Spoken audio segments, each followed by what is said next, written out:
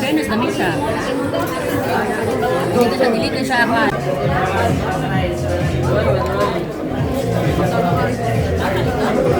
Kung nag-crave ka og Korean foods, dili na mag-worry kay naa nay open 24/7 dinhi sa Cagayan de Oro. Good morning, travelers. Yes, nag-grand opening na ang Fanhan Mart, the Philippines' biggest Korean convenience store, and Mindanao First is now open.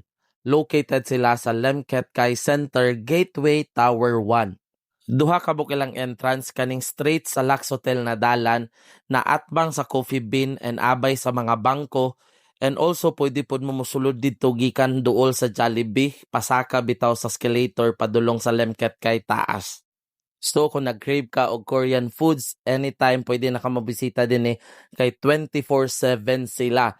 So kung unsa may imong mga gihuna-huna na mga Korean snack, drinks, naa din sa mga K-pop lovers, pwede kayo mamutambay din kay naa sila station sa ilang second floor na pwede mo makadine and luag pod ang area.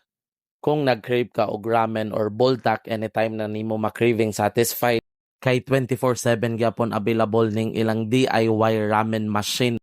Mintras wala pa ta nakaato sa Korea, din nilang sa tamag Korean food trip sa Fanhan Mart CDO. Hangtod sa sunod, kita kits travelers.